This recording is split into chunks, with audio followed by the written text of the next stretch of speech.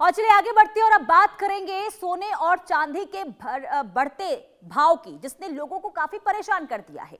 दरअसल देखिए, पिछले 2 सालों में सोने और चांदी ने खूब जलवा दिखाया। चांदी तो 4 लाख के लेवल को भी पार कर गया है।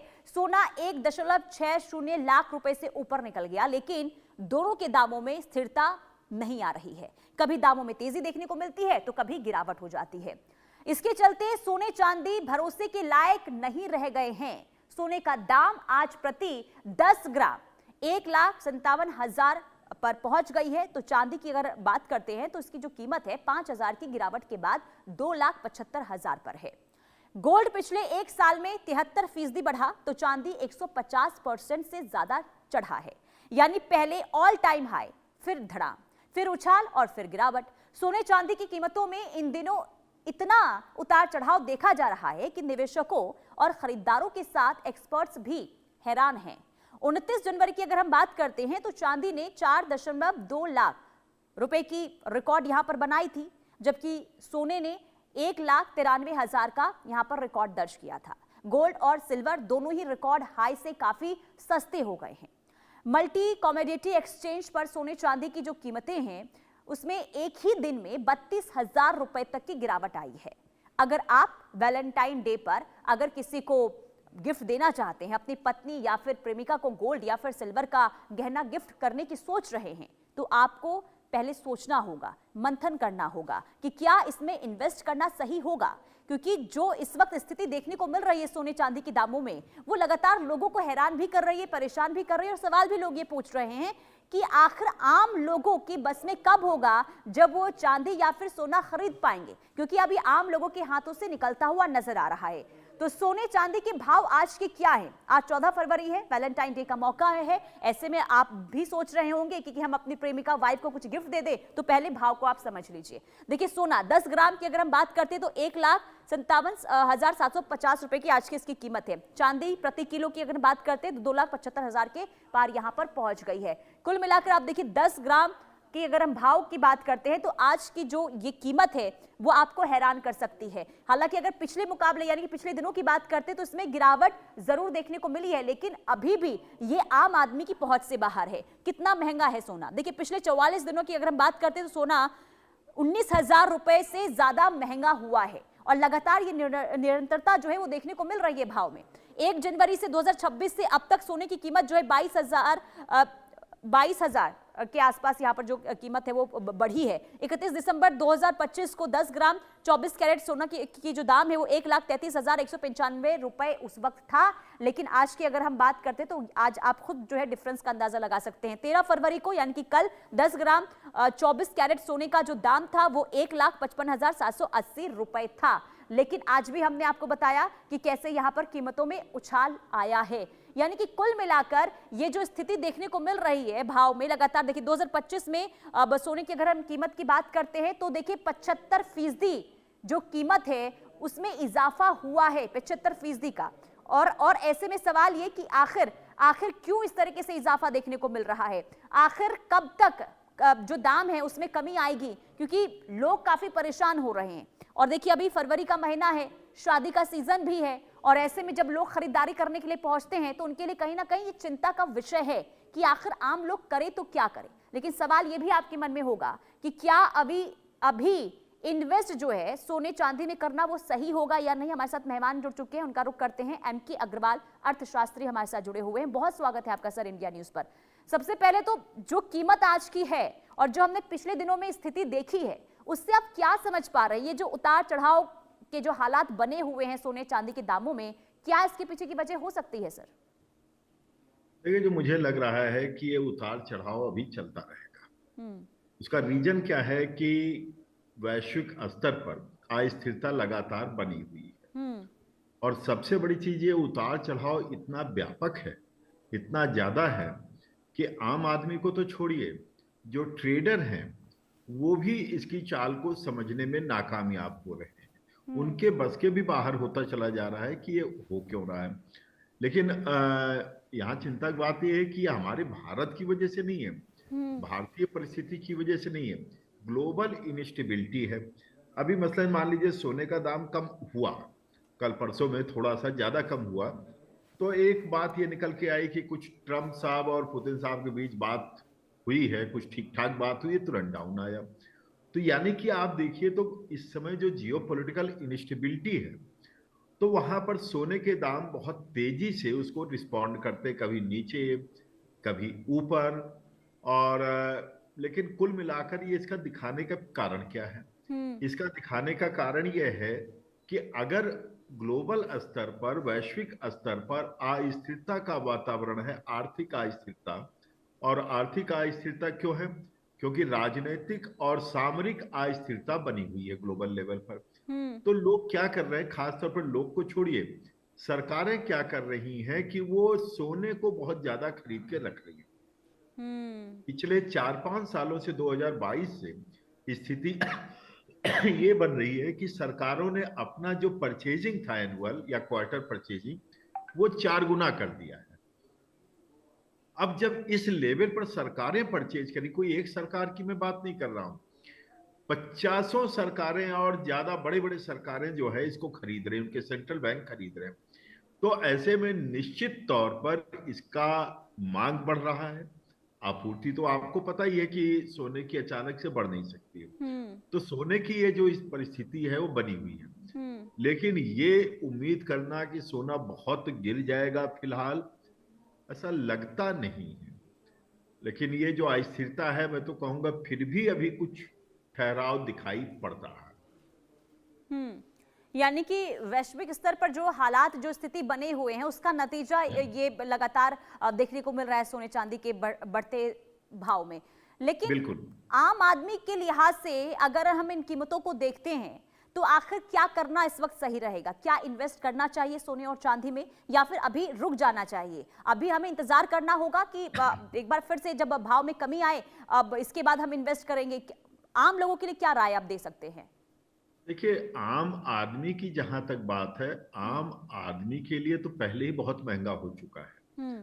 अब वो 1,50,000 रहता है या 1,60,000 रहता है या 1,50,000 से थोड़ा बहुत महंगा कम ज्यादा होता है, तो आम आदमी की रीच से तो ऑलरेडी बाहर हो चुका है।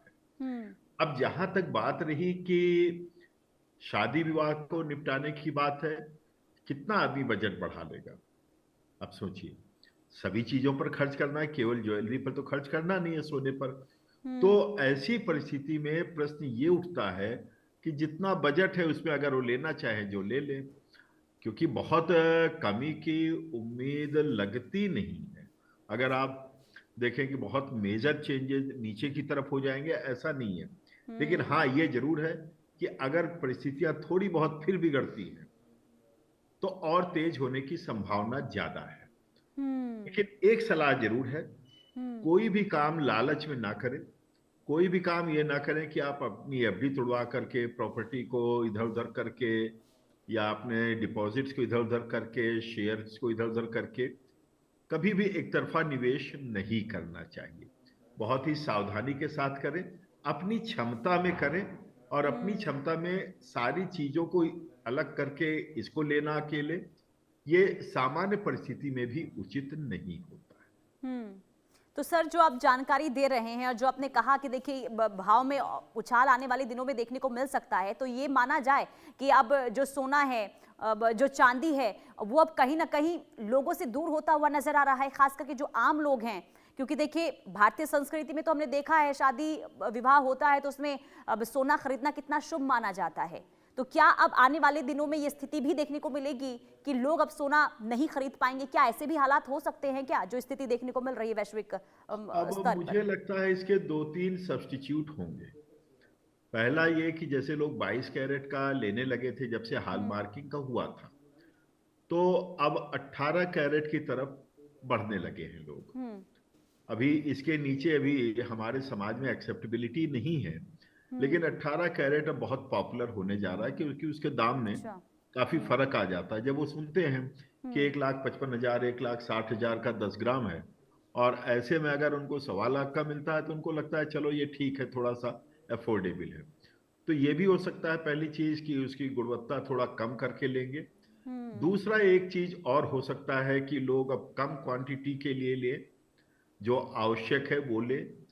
और पहले मान लीजिए कि रिंग कोई अगर प्योर सोने की ले रहा है, उसमें कोई और इस्तेमाल नहीं कर रहे हैं पत्थर या वगैरह, तो उसको मान लीजिए कोई पहले 7 ग्राम का ले रहा था, तो अब 5 ग्राम का कर लेगा, 4 ग्राम का कर लेगा, 3 ग्राम का कर लेगा।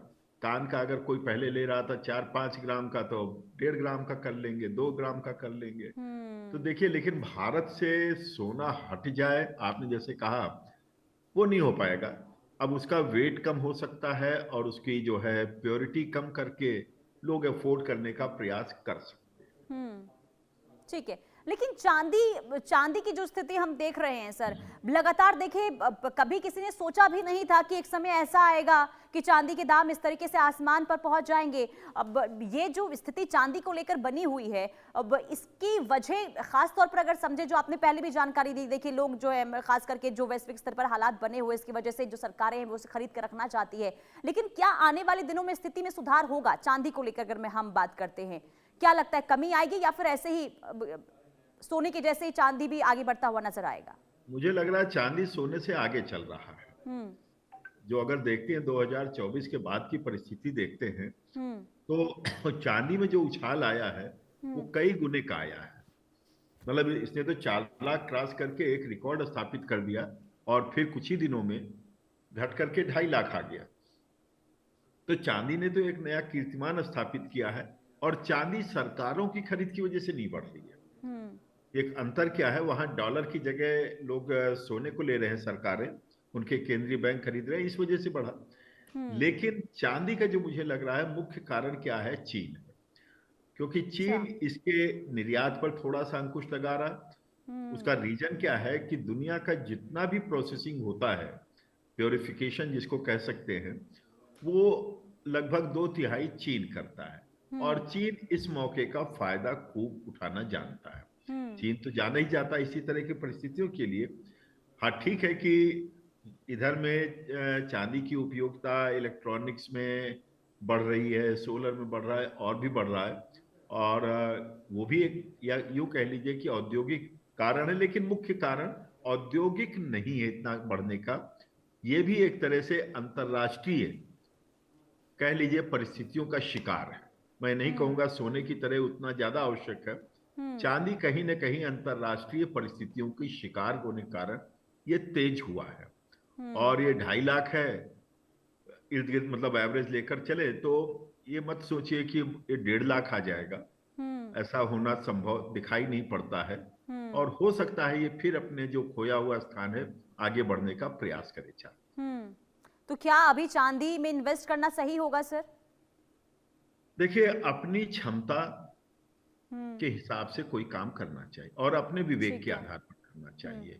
क्योंकि इस तरह की निवेश प्रायः देखा गया है कि लोग एक तरफा करने लगते हैं कि शादी का पैसा रखा है, बच्चों का पढ़ाई का पैसा रखा है, कहीं शादी और चीजों का पैसा रखा हुआ है, तो उसको इसमें लगा दिया कि आगे बढ़ जाएगा, काम आ जाएगा। मुझे लगता है कि इस तरह के टेम्पटेशन से, लालच से बचना चाहिए। आपकी जितनी क्षमता है, जितनी आवश्यकता है, केवल उसी तरफ बढ़े।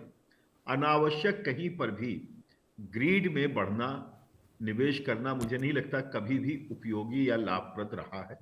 समझ बूझ कर करें। मान लीजिए, थोड़ी देर के लिए इस तरह सोचिए, आज से 15-20 साल पहले चांदी उस समय 40,000 के आसपास थी, बढ़कर के 72-80 हजार हो गया, लोग 1.5 लाख हो जाएगा। फिर धड़ाम से आकर के 40,000 आ गया, और वो कई सालों तक मेंटेन रहा, बहुत सालों तक 70-80 तक बना रहा। मतलब 10-15, अभी सोचिए 70-80 हजार जो है, अभी 2 साल पहले तक था, 1.5 साल पहले तक। जी। तो इतना लंबा कौन देख पाएगा? तो इसलिए कभी भी बेतुका निवेश कहीं पर भी नहीं करना चाहिए। अपनी क्षमता के अनुसार और अपनी समझ बूझ से करना चाहिए। बहुत ज्यादा किसी के कहने पर ये इस तरह के निवेश नहीं करने चाहिए। और देखिए अभी जो आम लोग हैं वो ये जरूर कहते हुए नजर आ रहे हैं कि अभी सही समय नहीं है, हमें इंतजार कर लेना चाहिए, अभी अब कीमत जो है उसमें कमी भी देखने को मिलेगी। तो उनके लिए आप क्या कहना चाहेंगे कि वाकई में कीमत गिरने वाली है, या फिर अब जो आपने कहा विवेक का इस्तेमाल करें, इसके बाद इन्वेस्ट करना है या नहीं करना है, अपने अब अनुसार जो है इन्वेस्ट करने की सोचे। लेकिन आम लोग ये धारणा जरूर बना रहे हैं कि कीमतों में कमी जरूर आएगी, तो क्या ऐसा हो सकता है क्या? देखिए, मार्केट है, ये प्रिडिक्ट करना 100% किसी के लिए संभव नहीं है कि कम होगा तो कितना कम होगा, कब होगा, ये कह पाना बड़ा मुश्किल होता है, क्योंकि ये अलग तरह का मार्केट है, डॉलर पर डिपेंड कर रहा है, ग्लोबल परिस्थितियों पर डिपेंड कर रहा है। तो बहुत सी ऐसी परिस्थितियां हैं जिनकी विवेचना कर पाना इतने में संभव नहीं है बहुत क्लियरली।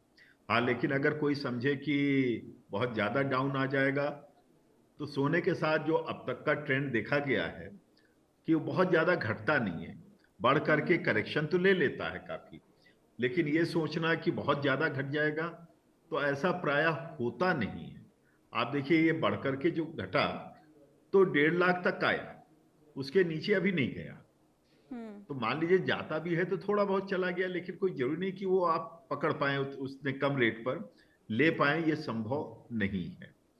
तो फिर मैं कहूंगा अपने विवेक के अनुसार और अपनी क्षमता के हिसाब से करें, और जितनी क्षमता है थोड़ा थोड़ा आदमी को कर लेना चाहिए। ठीक है। और आपने कहा कि देखिए जो इंटरनेशनल हालात इस वक्त बने हुए हैं, वैश्विक स्तर पर जो स्थिति बनी हुई है, अगर मान लीजिए कि स्थिति में सुधार होता है तो इसके बाद कोई गुंजाइश की के आसार नजर आ रहे हैं क्या सर? क्योंकि अगर हम लॉन्ग टर्म के लिहाज से बात करते हैं, देखिए ऐसा कहा जाता है सोना चांदी खरीदना एक तरीके से इन्वेस्टमेंट होता है, और कहीं ना कहीं और इसी लिहाज से लोग जो है सोना चांदी पहले खरीदा करते थे, और अब कहीं ना कहीं अब आम लोग खास करके अगर हम बात करते हैं तो वो हाथ पीछे जरूर खींचते हुए नजर आ रहे हैं। तो लॉन्ग टर्म के हिसाब से आप क्या संदेश देना चाहेंगे लोगों को कि देखिए, लॉन्ग टर्म में तो खरीदने में कोई बुराई नहीं है, थोड़ा थोड़ा लेते रहना चाहिए, क्योंकि एग्जैक्ट रेट किसी को नहीं पता होता है। आप इन्वेस्ट करने के लिए ले रहे हैं ना, तो इसका इन्वेस्टमेंट साल 6 महीने के लिए मत करिए। अगर दीर्घ काल में आप अगर कर सकते हैं तो करिए। क्षमता है थोड़ा थोड़ा लेते रहिए, लगता है कि आज रेट कम लग रहा है तो थोड़ा ले लीजिए, जितना आपको लेना है उसका कुछ पोर्शन ले लीजिए, एक साथ मत लीजिए। तो इससे क्या होगा कि मान लीजिए घट रहा है तो आपको घटा हुआ मिल जाएगा, बढ़ रहा है तो घटा हुआ भी लिया, बढ़ा हुआ भी लिया, तो एवरेज हो जाता है, तो बहुत ज्यादा फर्क नहीं पड़ता है। जैसे अचानक से पूरा मत लीजिए। और क्या लेना है इस पर भी निर्भर करना है, आपको ज्वेलरी लेनी है कि प्योर गोल्ड बिस्किट लेना है, क्या लेना है, या क्वाइन लेना है, ये सब चीजें भी आप देख करके लीजिए कि आवश्यकता की वस्तु लेनी है, क्या लेना है, क्योंकि देखिए मेकिंग चार्जेज हैं, टैक्सेस हैं, वो पढ़ने ही पढ़ने हैं। तो आप बार बार उठा पटक के चक्कर में मत रहिए, जो लेना है समझदारी से। कई बार क्या है, मान लीजिए साल 2 साल बाद विवाह है, तो आप थोड़ा थोड़ा उसका लेते रहिए उस हिसाब से कि जो आवश्यकता 2 साल बाद पड़नी है हम ले लेते हैं। तो इस तरह से आप अपने को सेव कर सकते हैं और बढ़ी हुई दरों से अपने को थोड़ा सा बचा सकते हैं, और ये खुशी जाहिर कर सकते हैं कि चलो हमने कम में ले लिया और ज्यादा हो गया तो चलो अच्छा है, हमारे परिवार का फायदा हो। लेकिन फिर मैं कहूंगा विवेक के साथ, बिना बहुत ज्यादा लालच किए हुए बहुत ज्यादा एक तरफा निवेश नहीं करना चाहिए। यह हमेशा से रहा है, निवेश का रहता है। और सोना कभी भी आप सोचे कि ये 50,000 आ जाएगा, 1 लाख आ जाएगा, मुझे लगता है कि जरा मुश्किल है ये सब चीजें हो पाना। ठीक है। लेकिन अब सर जैसे आपने कहा कि देखिए 24 कैरेट ना लेकर आप 18 कैरेट की तरफ जा सकते हैं, एक यही ऑप्शन बचा है। लेकिन अगर हम 18 कैरेट लेते हैं तो क्या वैल्यू में कोई असर नहीं देखने को मिलेगा अगर हम 1 साल 2 साल या फिर हम 8 साल के बाद अब उस सोने को देखते हैं जो 18 कैरेट का है? अब क्योंकि देखिए अलग अलग धारणा इसे लेकर भी है कि 18 कैरेट का शुद्ध नहीं होता है, तो इसे लेकर आप क्या बताना चाहेंगे? देखिए 18 कैरेट के लेंगे तो आपका दाम 18 कैरेट वाला लगेगा, तो जब आप बेचेंगे तो भी 18 कैरेट का दाम मिलेगा। वो आप 22 का करेंगे तो भी वही बात है, 24 का करेंगे तो जो प्योरिटी का खरीदते हैं उसी प्योरिटी का दाम आपको देना है, और फिर जब बेचेंगे तो उसी प्योरिटी का दाम आपको मिलना है। तो इसमें तो कोई नुकसान नहीं है। आपको बस अपने को संतुष्ट करना है कि हम किस प्योरिटी का हम अफोर्ड कर सकते हैं, किस प्योरिटी का लेना है। खासतौर पर ये गोल्ड ज्वेलरी पर लागू होता है, तो वो आप समझ लीजिए, उस हिसाब से आप अपना निर्णय लीजिए। कि हमें किस प्योरिटी का लेना है, क्योंकि अगर आप ये सोचिए 18 कैरेट का लेकर के 24 कैरेट का दाम मिलेगा ठीक तो है। ऐसा नहीं हो सकता है, या क्योंकि हॉल मार्किंग है। अगर आप हॉल मार्किंग का ले रहे हैं तब आपके ठीक है ऊपर सर। ये बात लागू होती है। अगर विदाउट हॉल मार्किंग ले रहे हैं तो ठीक आपको है, भी यानी नहीं कि पता बाजार की कितनी जो होगी। स्थिति है, जो अभी हालात देखने को मिल रहे हैं, उस हिसाब से अपने विवेक का इस्तेमाल करें और अपने इच्छा अनुसार जो है आप खरीदारी कर सकते हैं। बहुत शुक्रिया सर इंडिया न्यूज से जुड़ने के लिए और विस्तार से जानकारी, महत्वपूर्ण जानकारी साझा करने के लिए। और जो अभी हालात बने हुए हैं बाजारों में सोने चांदी के बढ़ते भाव को लेकर, इसी से जुड़ी आपको एक रिपोर्ट भी दिखाते हैं। दिनों जो सोने चांदी के भाव इस देश में, इस राजस्थान में आम जनता को डरा रहे थे, अब वही सोने चांदी के भाव आसमान से जमीन पे आ गिरे। इस वक्त एक ज्वेलरी की शोरूम पर मौजूद है। आखिरकार क्या कारण रहा जो भाव आसमान पे थे वो एकदम से जमीन पे आ गिरे? जो आम जनता है वो अभी भी इस बात को लेकर, उनको ये बात पच नहीं रही है कि एकदम से ये सोने चांदी के भाव आखिरकार कैसे इतने नीचे गिर गए। क्या कारण रहा जो सोने चांदी के भाव लगातार ऊपर नीचे अप डाउन जो चल रहे हैं, गिर रहे हैं लगातार? क्या कारण रहा अब एकदम से जो भाव ऊपर थे जो नीचे आ गए? बिल्कुल सही है।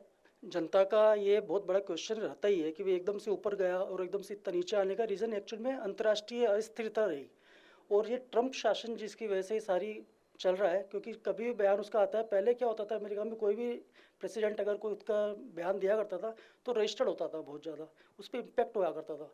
और अभी ट्रंप आज बयान देता है, कल वापस चेंज कर लेता है, उसकी वजह से ऊपर नीचे की अस्थिरता का माहौल बहुत ज़्यादा है। पहले उसने ईरान पे बोला, उसने अटैक करने की पूरी तैयारी कर ली थी, फिर बाद में अगले दिन फिर पलट गया, फिर वो एकदम से सोने चांदी के दाम नीचे आ गए। एक्चुअल में होता ये है, जब कोई भी बड़े देश का प्रेसिडेंट कोई इस टाइप की घोषणा करता है जिससे कि इम्पैक्ट अर्थव्यवस्था में पड़ेगा, तो सब कंट्री अपने आप को सेव करने के लिए गोल्ड के सिल्वर का बाय करना चालू कर। लेकिन कार इंश्योरेंस डन। पॉलिसी बाजार से कराया।